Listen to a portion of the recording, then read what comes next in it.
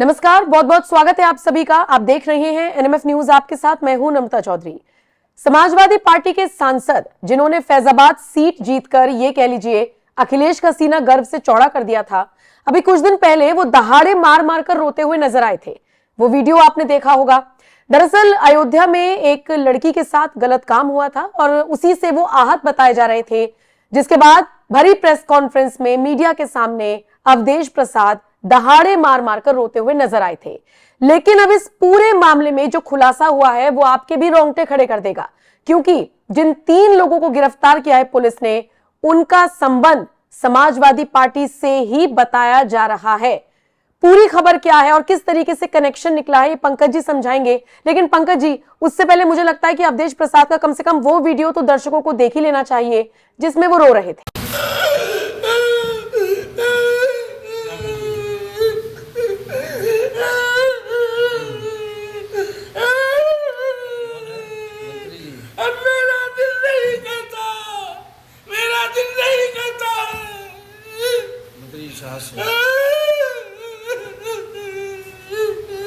इतना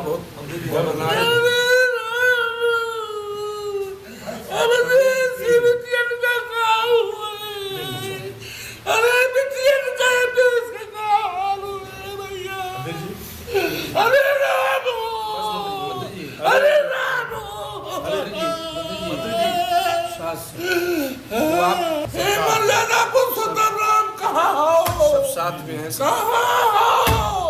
कहाँ हो सीता मैया, कहाँ हो राम हो।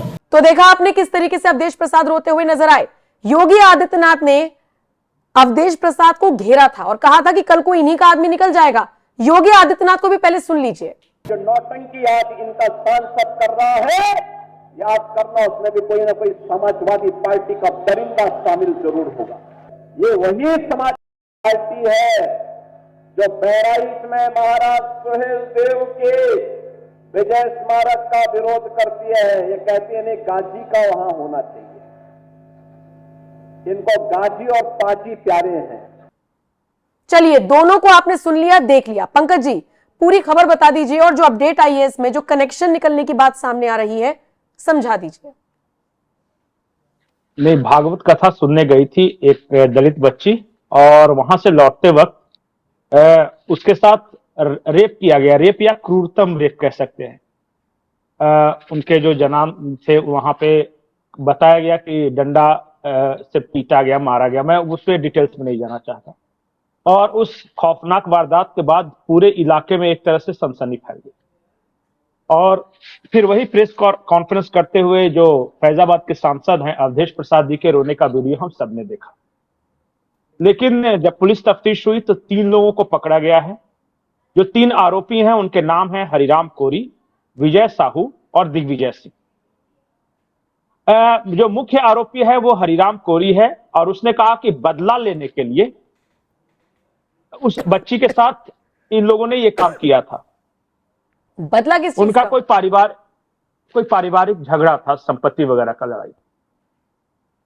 तो उसके वजह से। लेकिन इसमें जो इंटरेस्टिंग बात यह है कि इसमें 2 लोग, हरिराम कोरी जो मुख्य आरोपी है और दिग्विजय सिंह सरनेम देख के कुछ ये मत समझ लीजिए कि ये क्षत्रिय राजपूत हो, ये भी दलित समाज से ही आता है। दिग्विजय सिंह समाजवादी पार्टी का सक्रिय कार्यकर्ता बताया जा रहा है और हरिराम कोरी की नजदीकियां जो फैजाबाद के सांसद हैं अवधेश प्रसाद जी, उनसे बताई जा रही है कि उनसे ये नजदीकी था या उनका कार्यकर्ता था। कार्यकर्ता होता है, नजदीकी क्या होगा। एक तस्वीर भी वायरल हो रही है जिसमें वो हरिराम कोरी जो है, माफ कीजिएगा, दिग्विजय सिंह है, वो दिग्विजय सिंह अखिलेश यादव के साथ हाथ मिलाता हुआ दिख रहा है। वो जानबूझ के चेहरा वो ब्लर कर दिया गया यहां पे। लेकिन जो पुलिस तफ्तीश में जो बात सामने आई है कि भले ही इस क्राइम का मोटिव कोई पॉलिटिकल मोटिव नहीं था, लेकिन जो आरोपी हैं उनके तार कहीं ना कहीं एक खास पार्टी से जुड़ते दिख रहे हैं। और शायद तफ्तीश के दौरान ही ये पता चला होगा उत्तर प्रदेश के मुख्यमंत्री को, और शायद उसी रेफरेंस लेते हुए उन्होंने वो बयान दिया होगा कि कल को अगर समाजवादी पार्टी का कोई पकड़ा जाए तो फिर देखिएगा इन लोग का। एक जो आखिरी और महत्वपूर्ण बात मैं जो बता रहा हूं, रोते हुए अवधेश प्रसाद जी ने यह कहा था कि मैं इस्तीफा दे दूंगा, प्रधानमंत्री से बात करूंगा। संसद का सत्र चल रहा है, थर्सडे फ्राइडे चला और उसके बाद आज मंडे चला। न तो अवधेश प्रसाद जी ने इस्तीफा दिया, न ही प्रधानमंत्री से बात की। बहुत सारे लोग और मैंने भी एक दिन वीडियो में कहा था कि ये रोना धोना ये मिल्कीपुर चुनाव के लिए था, और इसलिए इनका खुद का बेटा वहां लड़ रहा है। अवधेश प्रसाद को यह लगा होगा कि जोर जोर से दहाड़े मारकर रोने से दलित वोटर मेरी तरफ आ जाएंगे, और इसे मैं इस तरह से पेश करूंगा कि हाय, एक दलित बच्ची के साथ कितना अत्याचार हो रहा है एक क्षत्रिय या फलाना अपर कास्ट के मुख्यमंत्री के राज में। लेकिन जैसे ही पकड़े गए लोगों की जाति पता चली, अचानक से देखिएगा सन्नाटा, खामोशी। मजा तो इन्हें तब आता कि गलती से अगर कोई जो आरोपी हो जाता वो किसी सवर्ण तबके का होता या फिर कोई दूसरी बिरादरी का होता, लेकिन वहीं पर इनका सब अरे तरीके, ये तो आपस के ही झगड़े में इन्होंने ये काम किया है। मैं इसलिए बोलता हूं कि क्रिमिनल की कभी जाति नहीं देखी जानी चाहिए। Criminal is always a criminal. लेकिन पंकज जी, अवधेश बाबू जब मोइन खान रहेगा तब नहीं पिछली रोएंगे, बार अयोध्या में हुआ था, तब नहीं रोएंगे। नहीं, निषाद जाति की एक कन्या के साथ मोइन खान और उसके नौकर ने रेप किया, और जब अवधेश प्रसाद से पूछा गया तो ये अंग्रेजी में जवाब दे रहे थे, आई डोंट नो। ये कभी अंग्रेजी बोलते नहीं, लेकिन अंग्रेजी में जवाब दिया दिल्ली में। और इस बार भी ये दहाड़े मारकर रो रहे थे क्योंकि इन्हें लग रहा था ये कोई दूसरा होगा। अब देखिए चुप है। नहीं, अच्छा, एक बात बताइए, ये जितने भी आरोप लग रहे हैं कि समाजवादी पार्टी से कनेक्शन है, इसकी हम पुष्टि तो नहीं कर सकते, ना ही हम कर रहे हैं, लेकिन मैं एक ट्वीट पढ़ना चाहूंगी। श्रवण बिश्नोई है जो लिखते हैं कि समाजवादी पार्टी से राज्यसभा सांसद जया बच्चन की पार्टी के अयोध्या स्थित आवास पर छिपे थे बलात्कारी। ये क्या कहना चाह रहे हैं शख्स? मैं ट्वीट दिखा देती हूं दर्शकों को। हरिराम कोरी का जिक्र कर रहे हैं और दिग्विजय सिंह का जिक्र ये यूजर कर रहे हैं, लेकिन इन्होंने आवास पर छिपे होने की बात क्यों कही है? नहीं, एग्जैक्टली अभी तक पुलिस ने ऐसा बताया नहीं है कि जया बच्चन का कोई अयोध्या में आवास था, वहां छुपे होंगे, तो इसलिए मैं इस बात की पुष्टि नहीं कर सकता। मैं उस इलाके का हूं भी नहीं, कितने डिटेल्स में मुझे जानकारी नहीं है कि कहां से इन्हें पकड़ा गया, ये तो पुलिस बेहतर बता सकती है। लेकिन मैं देख रहा था कि कई सारे ट्वीट्स और कई सारे समाचार माध्यमों में ये चल रहा था, ये जो आरोपी है इनके तार कहीं ना कहीं समाजवादी पार्टी से जुड़े हुए हैं, और बहुत सारे लोग ये कर रहे हैं। ये आप देखिएगा जो सीरीज ऑफ ट्वीट्स होगा वहां पे, हाँ, और कुछ जो लोकल वहां, हाँ, लोकल जो अखबार है वहां के, मतलब पोर्टल्स हैं, वहां भी ये लिखा हुआ है कि ये जो दिग्विजय सिंह और हरिराम कोरी है वो समाजवादी पार्टी का सक्रिय कार्यकर्ता था। क्योंकि मैं वहां का हूं नहीं, इसलिए मुझे पता नहीं है, पुलिस ज्यादा बेहतर तरीके से बता सकेगी। पुलिस अधिकारी आरोप तो हैं। पुलिस अधिकारी क्या कुछ कह रहे हैं, एक बार सुनवा देते हैं दर्शकों को कि उनका क्या कुछ कहना है। दिनांक 31/1/2025 को चौकी क्षेत्र दर्शन नगर में एक शिकायत प्राप्त हुई थी, जिसमें वादिनी के द्वारा बताया गया था कि 30 तारीख की रात्रि वह अपनी बहन के साथ सोई थी और सुबह उठी थी तो उसकी बहन उसके साथ नहीं थी। तत्काल मुकदमा पंजीकृत करते 31 तारीख को मुकदमा पंजीकृत करते 2 टीमों का गठन किया गया था। दिनांक 1 को शव बरामद हुआ था, जिसकी पहचान उसी लड़की के रूप में हुई थी। इसके क्रम में घटना पे प्रथम दृष्टया, जैसा आप लोगों को पूर्व में अवगत करवाया गया था, घटनास्थल को प्रथम दृष्टया देख करके ऐसा प्रतीत हो रहा था कि घटनास्थल वह जगह नहीं है जहां पे घटना को कारित किया गया है, क्योंकि शव को वहां पे ला करके रखा गया ताकि पुलिस को गुमराह व भ्रमित किया जा सके। इस करके हमारे लिए पूरा ब्लाइंड केस था। तत्काल इसमें 4 टीमों का गठन करते हुए सीसीटीवी फुटेज, टेक्निकल सर्वेलांस, हमारे जो भी मुखबिर हैं उनसे जानकारी प्राप्त की गई, वह जो भी हमारे वैज्ञानिक साक्ष्य संकलन फॉरेंसिक टीम के द्वारा किए गए थे, इन सब के क्रम में पुलिस की टीम्स के द्वारा लगातार प्रयास करते हुए घटना का सफल अनावरण किया गया। घटना में संलिप्त तीनों अभियुक्तों को हमने गिरफ्तार कर लिया, जिनमें हरिराम कोरी, विजय साहू व दिग्विजय सिंह तीनों हैं, जिन्होंने अपनी पूछताछ के दौरान अपनी जुर्म में स्वीकारोक्ति कबूल की है। इसमें आगे हमारे साक्ष्य संकलन की कार्रवाई चल रही है। आवश्यकता अनुसार अभियुक्तों का न्यायालय से रिमांड लेकर के पूछताछ व साक्ष्य संकलन की कार्रवाई हमारी प्रचलित रहेगी। इसमें जो भी अग्रिम प्रगति होगी आप लोगों को अवगत करवाया जाएगा। ये कारण क्या?